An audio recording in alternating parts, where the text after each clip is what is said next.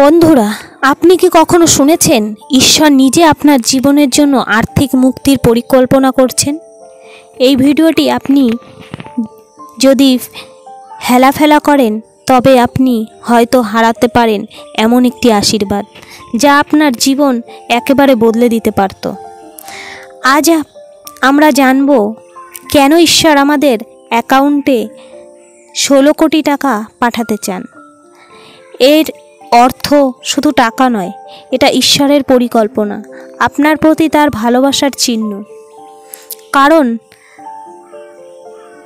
আমি জানি আমি তোমাদের জন্য কি পরিকল্পনা করেছি, পরিকল্পনা যা তোমাদের মঙ্গল করবে, অনিষ্ট নয়।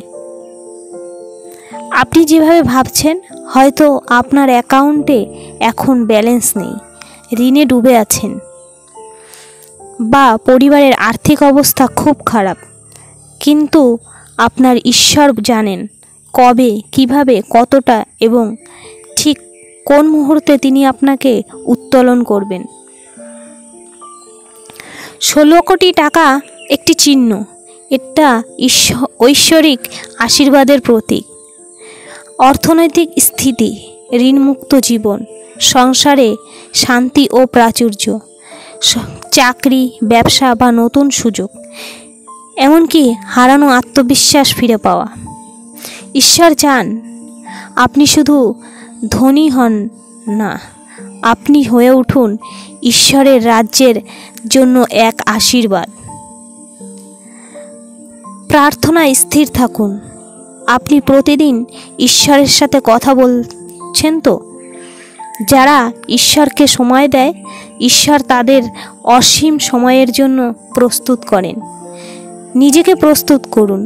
আপনি কি সত্যিই জানেন এত বড় আশীর্বাদ এলে আপনি কিভাবে ব্যবহার করবেন? যদি আজ ঈশ্বর 16 কোটি টাকা দেন, আপনি কি জানেন কি করবেন? তাই নিজেকে তৈরি করুন, মানসিকভাবে, নৈতিকভাবে, বিশ্বাসে। দশমাংশ দিতে শুরু করুন। যারা ছোট আয়েও ঈশ্বরকে দিতে জানে, ঈশ্বর তাদের উপর বড় দায়িত্ব দেন। ঈর্ষা নয়, বিশ্বাসে এগিয়ে যান। অন্যদের আশীর্বাদ দেখে হিংসা নয়, ঈশ্বরের দিকে তাকিয়ে বলুন, আমার সময়ও আসছে প্রভু। আমরা অনেকেই ইউনিভার্স উইল রেসপন্ড বলি, কিন্তু খ্রিস্টান হিসাবে আমরা বলি, ঈশ্বর তোমার বিশ্বাসে সাড়া দেন। তোমরা দাও, তোমাদের দেওয়া হবে। পূর্ণ চেপে ধরে, কাঁপিয়ে ঝুলিয়ে তোমাদের কোলে ঠেলে দেওয়া হবে।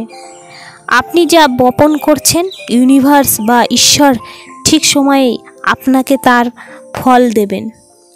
আজকের 16 কোটি টাকার বার্তা, এটা শুধুই টাকা নয়, এটা ঈশ্বরের প্রতিশ্রুতি। তুমি প্রস্তুত থাকো, আমি তোমার ঘরে প্রবাহ উঠাতে চলেছি।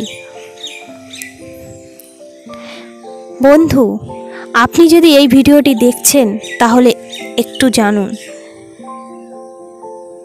এটা কোনো কাকতালীয় নয়, এটা বার্তা আপনার জন্য।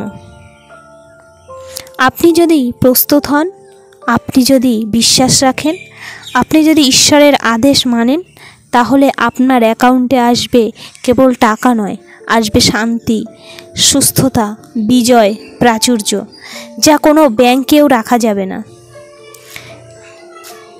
একটি ছোট প্রার্থনা।